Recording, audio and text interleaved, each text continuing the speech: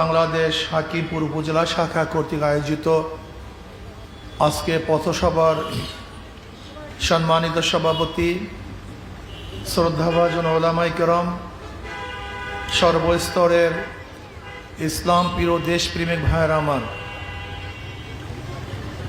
ইসলামী আন্দোলন বাংলাদেশের পক্ষ থেকে আপনাকে সবাইকে ধন্যবাদ জ্ঞাপন করছি।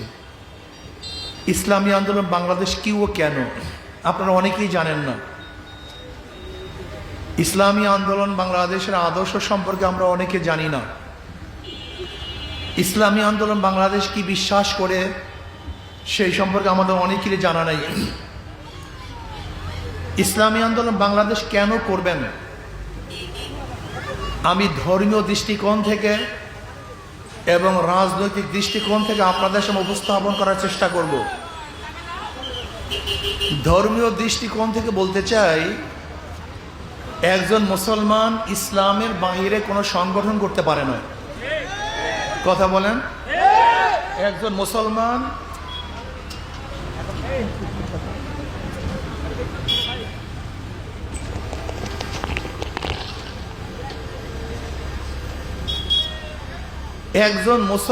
ইসলামের বাহিরে কোনো সংগঠন করতে পারে না। উদাহরণস্বরূপ, একজন মুসলমানের কাছে বললাম, আপনি কি ইসলামকে পছন্দ করেন? একজন মুসলমানের কাছে আপনি বললেন, আপনি কি ইসলামকে পছন্দ করেন? সে কি বলবে? কথা বলেন। যদি বলে না, কথাটা বুঝাতে পারিনি। যদি একজন মুসলমানের কাছে যদি বলি, আপনি কোরআন ও হাদিস কি মানেন? সে কি বলবে? যদি বলি না, কি ফেসাল আছে কি নেই? যদি একজন মুসলমানকে বলি, তুমি কি আল্লাহ নবীকে নেতা মানো? সে কি বলবে?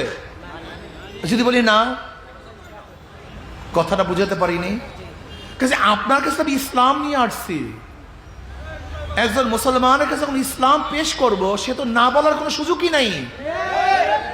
যদি না বলে, সে তো মুসলমানই থাকবে না। কাজে একজন মুসলমান ইসলামের বাহিরে কোনো আদর্শ নীতি মানতে পারে না। একজন মুসলমান আল্লাহর নবীর বাহিরে কাউকে নেতা মানতে পারে না। কোনো সুযোগ নাই, কোনো সুযোগ নেই। এর জন্য আমাদের স্লোগান কি? আমার নেতা তোমার নেতা বিশ্ব নবী মুস্তফা। আচ্ছা বলেন তো, আমার নেতা তোমার নেতা বিশ্ব নবী মুস্তফা, এই স্লোগান কি শুধু ইসলামী আন্দোলনের? শুধু আলেমদের? শুধু তোলাবাদের? শুধু মুসল্লিদের? না। এই স্লোগান যারা মুসলমান কলেমা পড়ছে, লা ইলাহা ইল্লাল্লাহ মুহাম্মাদুর রাসূলুল্লাহ, প্রত্যেকের স্লোগান আমার নেতা তোমার নেতা বিশ্বনবী মুস্তাফা। অথচ তুমি আমার বিশ্বনবী মুস্তাফাকে নেতা মানো না, নিজেকে মুসলমান দাবি করো না। তুমি মুসলমান না, তুমি একটা মুনাফিক। আমরা কি বলি? আমরা সবাই মুজিব সেনা, ভয় করি না বুলেট বোমা। আমরা সবাই জিয়ার সেনা, ভয় করি না বুলেট বোমা। আমরা সবাই এরশাদ সেনা, ভয় করি না বুলেট বোমা। অথচ তোমার মুখে উচ্চারিত হওয়া উচিত ছিল, আমরা সবাই নবীর সেনা, ভয় করি না বুলেট বোমা। আমরা সবাই রসুল সেনা, ভয় করি না বুলেট বোমা। অথচ তুমি মুসলমান দাবি করো, নবীর সুপারিশ কামনা করো, অথচ নবীকে নেতা মানো না। তোমার চেয়ে বড় গাদ্দার এবং মুনাফিক কেউ হতে পারে না। এর জন্য একজন মুসলমান ইসলামের বাইরে যাওয়ার কোনো সুযোগ নাই। আচ্ছা বলেন তো, একজন মুসলমান যদি বলে আমি ডেমোক্রেসি মানি, তার মানে সে জনগণের আইন মানে, আল্লাহর আইন মানে না। কেউ যদি বলে আমি কমিউনিজম মানি, সে সমাজতন্ত্র মানে কিন্তু আল্লাহকে মানে না। কেউ যদি বলে সেকুলার মানি, সে ধর্মনিরপেক্ষতা মানে, কোরআন ও হাদিস মানে না। কাজে এর জন্য বলবো, কোনো মুসলমান ইসলামের বাহিরে যাওয়ার কোনো সুযোগ নাই। এর জন্য আমরা কি বলি? আল্লাহ কর্তৃত্ব, নবীর নেতৃত্ব। বলেন, নবীর নেতৃত্ব বলেন, নবীর। আচ্ছা বলেন তো, যারা কলেমাকে মুসলমান, আমি এইমাত্র যে বক্তব্যগুলি দিয়েছি, এই ব্যাপারে দ্বিমত করার কোনো সুযোগ আছে? কোন জায়গায় দ্বিমত করবেন বলেন তো? দ্বিমত করার কোনো সুযোগ নেই, কোনো সুযোগ নেই। আপনি হয়তো নামাজ না পড়তে পারেন, কিন্তু নামাজকে অস্বীকার করতে পারেন না। আপনি রোজা রাখতে পারেন কিন্তু রোজাকে অস্বীকার করতে পারেন না। আপনি হয়তো বেপর্দা হতে পারেন কিন্তু পর্দাকে উপেক্ষা করার কোনো সুযোগ নাই। আপনি মদ পান করতে পারেন কিন্তু মদকে হালাল বলার কোনো সুযোগ নেই। আপনি সুদ খেতে পারেন কিন্তু সুদকে জায়েজ বলার কোনো সুযোগ নেই। আপনি ইসলাম হুকুমাতের জন্য চেষ্টা করতে না পারেন কিন্তু ইসলামী হুকুমাতকে অস্বীকার করার কোনো সুযোগ নেই। এখন প্রশ্ন করতে পারেন, হুজুর আমি হিন্দু, আমি কেন ইসলাম হুকুমাত কায়েম করব? প্রশ্ন এখানে। আমি খ্রিস্টান, আমি কেন ইসলামী আন্দোলন করব? আমি বৌদ্ধ, আমি কেন ইসলামী আন্দোলন করব? প্রশ্ন এখানে। মুসলমানদের এর বাইরে যাওয়ার কোনো সুযোগ নাই। কিন্তু হিন্দুরা কেন ইসলামী আন্দোলন করবে? সুখ পাওয়ার জন্য, শান্তি পাওয়ার জন্য, নিরাপত্তায় থাকার জন্য, ভালো খাওয়ার জন্য, ভালো পড়ার জন্য, জুলুম নির্যাতন অপহরণ থেকে নিজেকে বাঁচাবার জন্য। কারণ বিশ্বাস কি করি, ইসলাম হুকুমতের বাইরে কোনো আদর্শ মানুষকে শান্তি দিতে পারে না। প্রমাণস্বরূপ হিন্দুর ইসলাম হুকুমত কায়েমের জন্য কেন চেষ্টা করবে? আমাদের অনেকের মধ্যে ধারণা ইসলাম হুকুমত আসলে হিন্দুদের উপায় কি, খ্রিস্টানদের উপায় কি। এই বিয়াকুব ইসলাম সম্পর্কে জানি না, এই বিয়াকুব ইসলাম সম্পর্কে জানে না। আচ্ছা বলেন তো, আপনি কি জানেন এই পাক ভারত উপমহাদেশ যখন আমরা ডিভাইডেড হই নাই, পাকিস্তান হয় নাই বা বাংলাদেশ হয় নাই, একত্রিত ছিলাম, এই পাক ভারত উপমহাদেশের শাসক 750 850 বছর পর্যন্ত কারা ছিল জানেন? মুসলমান। জোরে বলেন কারা? মুসলমান। 750 850 বছর পর্যন্ত এই গোটা পাক ভারত উপমহাদেশের শাসক ছিল মুসলমান। শুধু আওরঙ্গজেব বাদশাহ আলমগীর রহমতুল্লাহ আলাইহি একাধারে সম্রাট ছিলেন 50 বছর। কত বছর? 50 বছর তিনি শাসক ছিলেন। যদি মুসলমানরা ইচ্ছা করতো গোটা পাক উপমহাদেশে একটা মন্দিরও না রাখার, একটা মন্দির রাখার তার ক্ষমতা ছিল না। একটা গির্জা যদি না রাখার তারা চিন্তা করত, একটা গির্জা স্থাপন করার ক্ষমতা কাউর ছিল না। একটা পুরোহিত ঘর যদি বানাবার যদি ইচ্ছা না করতো, এই বাংলাদেশ, ভারত, পাকিস্তানের মধ্যে একটা পুরোহিত ঘর থাকার কোনো ক্ষমতা কেউ রাখতো না। কিন্তু মন্দির এত হলো কিভাবে? এত হিন্দুদের সংখ্যা কিভাবে হলো? আপনারা জানেনই না। মুসলমানরা কোনোদিন বিজাতিদের উপর অত্যাচার করে না। অবৈধভাবে মুসলমানরা কোনো ধর্মীয় ঘরকে ভাঙ্গে না। মুসলমানদের সম্পর্কে যা শুনতেছেন সম্পূর্ণ ভুল, সব ভুল তথ্য, ভুল ইতিহাস। আপনারা দেখছেন এই 5ই আগস্ট 24-এর যে বিপ্লব হয়ে গেছে, মাত্র 1 বছর 2-1 মাস এর মধ্যে ইতিহাসে কত বিকৃতি হয়ে গেছে। 71 সনের ইতিহাসের মধ্যে হাজারো বিকৃতি হয়ে গেছে। বাদশাহ আলমগীর রহমতুল্লাহ আলীর ইতিহাসের মধ্যে বিকৃতি হওয়াটাই স্বাভাবিক, কিন্তু অস্বাভাবিক কিছু নেই। আপনি দেখবেন শেখ সাহেব সম্পর্কে এক একজনের ইতিহাস লিখছে, জিয়াউর রহমান সাহেব সম্পর্কে এক একজন এক এক ইতিহাস লিখছে। এইভাবে মনে রাখতে হবে, ইসলামের দুশ্মনরা ইসলামকে ধ্বংস করার জন্য ইতিহাস রচনা করেছে, তাদের ইতিহাস সত্য নয়। আমি প্রশ্ন করি, খুব ভালো মতো বুঝেন, এই যে 5ই আগস্টের পরে হিন্দুদের গির্জা কারা পাহারা দিছে, মন্দির কারা পাহারা দিছে? মুসলমানরা, আমাদের লোকজন। 71-এর সময় এই হিন্দুরা কোন জায়গায় আশ্রয় গ্রহণ করছে? আমাদের মাদ্রাসায়, আমাদের বাড়িতে। আমার দাদাজান রহমতুল্লাহ আলের কাছে বহুত হিন্দুরা প্রস্তাব দিয়েছে 71-এর সময়, হুজুর মুসলমান বানান। বলেন না, ইসলাম জোর করিয়া কাউকে মুসলমান বানায় না। তোমরা এখানে থাকো, খাও, ঘুমাও, কোনো টেনশন নাই। এরপরে যখন যুদ্ধ থেমে যাবে, মুসলমান হওয়ার ইচ্ছা করলে তখন হয়েও, এখন না। এটা মুসলমান। দেখেন, খুব ভালো মতো বোঝার চেষ্টা করুন। যদি কোনো ব্যক্তি মুসলিম মেয়েদের সাথে ধর্ষণ করে, তার বিচার হবে। ওই ব্যক্তি যদি কোনো হিন্দু মেয়েদের সাথে ধর্ষণ করে, বিচার হবে না? কথা বলেন, বিচার হুবহু সমান, কোনো পার্থক্য নেই। কোনো ব্যক্তি যদি মুসলমানের ঘরে চুরি করে, তার বিচার হবে। ওই ব্যক্তি হিন্দুর ঘরে চুরি করলে বিচার হবে না? অবশ্যই বিচার সমান। দেখছেন, বিচারের মধ্যে কোনো পার্থক্য নাই, হুবহু সমান। মুসলমানদের কাজটা কি? উখরিজাত লিন্নাস, আমাদেরকে বের করা হয়েছে গোটা মানব জাতির জন্য। আমরা মুসলমানদের জন্য কল্যাণ, আমরা হিন্দুদের জন্য কল্যাণ, আমরা খ্রিস্টানদের জন্য কল্যাণ, আমরা বৌদ্ধের জন্য কল্যাণ, এমনকি গোটা মাখলুকাতের জন্য মুসলমান কল্যাণ। উমর বিন খাত্তাব রাদিয়াল্লাহু কি বলেছেন, আমার খেলাফতের আমলে ফোরাতের কুলেও যদি একটা কুকুর না খেয়ে মারা যায়, আমি ওমরকে জবাব দিতে হবে। সবচেয়ে আশ্চর্যের বিষয় হলো গরিবরা ইসলাম পছন্দ করে না। এটার সবচেয়ে আশ্চর্যের বিষয়, গরিবরা ইসলামকে পছন্দ করে না, অথচ ইসলাম আসছে গরিবদের জন্য। এই গরিব, কান খুলো, কথাগুলি শোনো। বিয়াকুব গরিব, কম বক কপাল পরা গরিব, আমার কথাগুলি শোনো, ভালো মতো বোঝার চেষ্টা করো। বর্তমানে যে অর্থনীতি চলতেছে, এই অর্থনীতি যদি কিয়ামত পর্যন্ত চলে, গরিবরা গরিব হবে, ধনীরা শুধু ধনী হবে। উদাহরণস্বরূপ, একজন গরিব রিক্সাওয়ালা ঠেলাওয়ালা আজকে ব্যাংকে যাবে, যে ম্যানেজার সাহেব আমাকে 10 লক্ষ টাকা লোন দেন। ম্যানেজার সাহেব কি বলবে, মর্গেজ দেন। গরিব বলবে, ভাই আমার তো টাকা নাই, আমি মর্গেজ পাবো কোথায়? বলে আপনার জন্য লোন নাই, কথা কয় না কেন? আপনার জন্য ব্যাংকের কোনো হেল্প নাই। ব্যাংক কোন ব্যক্তিকে দিবে?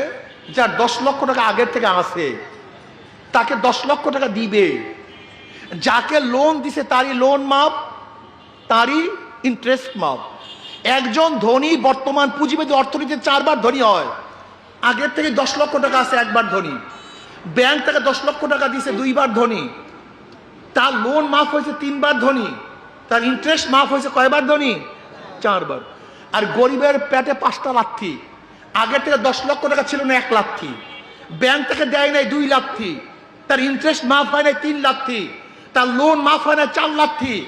আর যেই বড় লোকের টাকা মাফ করা হয়েছে, ওই টাকাগুলি যদি বাংলাদেশ ব্যাংকে থাকতো, তাহলে বাংলাদেশের নাগরিক গরিব হিসাবেও সেই টাকাটা অংশীদারি গরিব, কথা বলে না কেন? কিন্তু বড় লোককে মাফ করার কারণে আর 1 লাথি। অর্থাৎ গরিব 5 বার গরিব হয়, আর ধনী 4 বার ধনী হয়। তুমি কি দেখো নাই 71 দেশ স্বাধীন হওয়ার পর থেকে আজ পর্যন্ত যে রিক্সাওয়ালা ঠেলাওয়ালা, যে কুলি যে মজদুর সেই মজদুর, কিন্তু যাদেরকে ভোট দিয়েছ আঙ্গুল বলে কলা গাছ নয়, বট গাছ হয়েছে। আত্মসাৎ করেছে তোমাদের টাকা, তোমাদের অর্থ, তোমাদের পয়সা।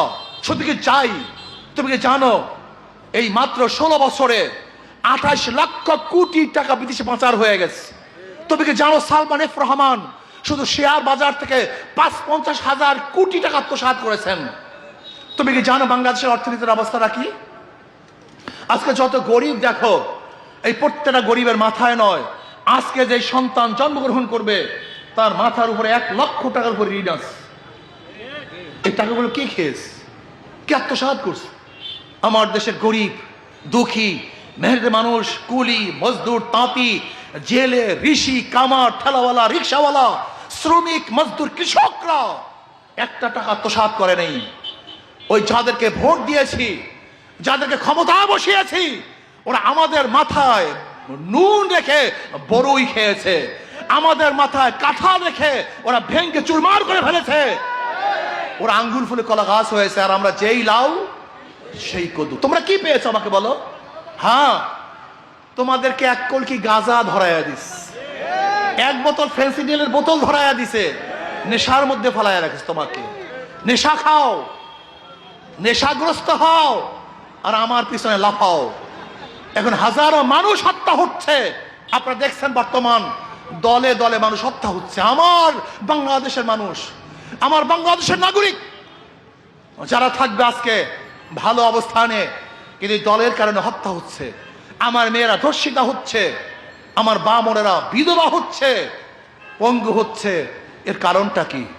এই 53 বছর যারা শাসক ছিল, তারা দেশকে ভালো কিছু উপহার দিতে পারেনি। এই জনগণের জন্য কোনো কল্যাণকামী কাজ করতে পারেনি। আমি আমার জনগণকে বলবো, আমার গরিব দুঃখী মেহনতি মানুষ, পুরুষ মহিলাদেরকে বলবো, ধনী গরিবদেরকে বলবো, ওদেরকে বারবার পরীক্ষা করেছেন। আপনারা জানেন 71 আপনারা স্বাধীনতার পরে আওয়ামী লীগকে ক্ষমতায় বসিয়েছিলেন। এরপরে 75-এ শেখ সাহেব দুনিয়া থেকে বিদায় হওয়ার পরে জিয়াউর রহমান সাহেবকে ক্ষমতায় বসিয়েছিলেন। জিয়াউর রহমান সাহেবের গুরু কীর্তনের কারণে সত্তার সাহেবকে ক্ষমতায় বসিয়েছিলেন 81-তে। 81-তে শাহ সাহেব লাথি মেরে ক্ষমতা দখল করেছিল। আবারও জিয়াউর রহমান সাহেবের গুণকীর্তন করার কারণে 91-তে 1991 সনে তার স্ত্রীকে ক্ষমতা বসিয়েছিলেন। ভেবেছিলাম এবার দেশ ভালো হবে। আবারও 96-তে ক্ষমতা থাকতে পারে নাই, মনুষ্কন্যাকে ক্ষমতা বসিয়েছিলাম। আবারও জিয়াউর রহমান সাহেবের কিরুকুত্তার কারণে 2001 সনে আবারও খালেদা জিয়া ক্ষমতা বসিয়েছিলাম। 5 বছর যেতে না যেতে আন্দোলন সংগ্রামের মুখে মঈনুদ্দিন ফখরুদ্দিন 2.5 বছর দেশ শাসন করেছিল। ভেবেছিলাম দেশ ভালো হবে। আবারও সেই মনুষ্কন্যাকে ক্ষমতা বসিয়েছিলাম। কিন্তু আমার প্রশ্ন হলো, হে জনগণ, বারবার ওদেরকে ক্ষমতায় বসিয়েছেন, কিন্তু আপনাদের ভাগ্যের পরিবর্তন হয়নি। ভাগ্যের পরিবর্তন, যেই লাউ সেই কত, যেই সদরুদ্দি সেই সদরুদ্দি। আমি একটাবার ইসলামকে পরীক্ষা করার জন্য বলছি, একটাবার, শুধু একটাবার। ওদের সব জায়গায় ধোকা, ওদের সব জায়গায় ধোকা। যারা নৌকা নিয়ে নির্বাচন করে নিজেরা নৌকা চালাতে পারে না, যারা ধানের শেষে নির্বাচন করে নিজেরা ধান কাটতে পারে না, যারা নাঙ্গল নিয়ে নির্বাচন করে নিজেরা নাঙ্গল বইতে পারে না। নৌকা চালায় গরিবরা, ধান কাটে কথা বলে না, নাঙ্গল বয়, কিন্তু যারা নির্বাচন করে একজনও গরিব না। সব প্রতীক গরিবদের, কিন্তু যারা নির্বাচন করে একজনও গরিব না, একজনও কাজ করতে পারে না। সব ধোকা, সব ধোকাবাজি। ওরা গরিবদের প্রতীক নাই, গরিবের বন্ধু, কিন্তু একটাও গরিবের বন্ধু না। যদি ইসলামী আন্দোলন বাংলাদেশের প্রত্যেকটা প্রতীকের মধ্যেও দেখবেন জনসেবা আছে। এই যে হাত পাখা আমার কাছে দেন, এই হাত পাখা যারা নির্বাচন করে তারা নিজেরাও চালাতে পারে, যারা সমর্থন করে তারাও চালাতে পারে, কথা কয় না। কারেন্ট ফেল করে, হাত পাখা ফেল করে না। হাত পাখা প্রয়োজন গরিবদের, হাত পাখা প্রয়োজন বড় লোকদের, হাত পাখা প্রয়োজন পুরুষের, হাত পাখা প্রয়োজন মহিলাদের, হাত পাখা প্রয়োজন শিশুদের, হাত পাখা প্রয়োজন বড়দের। কেউ কার মার্কা নিয়ে ঘুমায় না, নৌকা বুকের উপরে থাকে না, ধানের শীষ কার বুকের উপরে থাকে না, নাঙ্গল কার বুকের উপরে থাকে না, কিন্তু ঘুমের সময়ও যে এই মার্কাটা কলিজার মধ্যে থাকে, সেই মার্কার নাম হাত পাখা। হাত পাখা মুসলমানদেরকেও শান্তি দেয়, হিন্দুদেরকেও শান্তি দেয়। হাত পাখা বড় লোকদেরকেও শান্তি দেয়, গরিবদেরকেও শান্তি দেয়। খ্রিস্টানদের জন্য হাত পাখা, মুসলমানদের জন্য হাত পাখা। আমি বিশ্বাস করি হাত পাখা যদি বিজয় হয় তাহলে জাতি বিজয় হবে। হাত পাখা বিজয় হয়, শ্রমিকরা বিজয় হবে। আপনারা বারবার বারবার, এই আমাদের ডাক্তার সাহেব যে দেখেন, ডাক্তার সাহেব নুয়ারের চেহারা, এই ধরনের লোকগুলি যখন ক্ষমতায় যাবে, চুরি করবে না, জুলুম করবে না, অত্যাচার করবে না, আয়না ঘর বানানো হবে না, আপনাদেরকে আর গুম খুন করা হবে না। ইনশাআল্লাহ এরা যখন ক্ষমতায় যাবে, এই দেশটা একটা জান্নাতের বাগিচা হয়ে যাবে। তবে একটা কথা মনে রাখতে হবে, আমাদের মানুষগুলি বেশি খারাপ হওয়ার কারণে তারা ইসলামকে ভয় পায়। এক গাঁজাখোর একদিন আমাকে বলছে, হুজুর ইসলামী হুকুমত হলে আমার গাঁজার অবস্থাটা কি হবে হুজুর? ও বেটা দেশটা সে টেনশন নেওয়ার, টেনশন হলো গাঁজা। আমি বললাম, বাবা তুমি কি মসজিদে গিয়ে গাঁজা সেবন করতে পারো?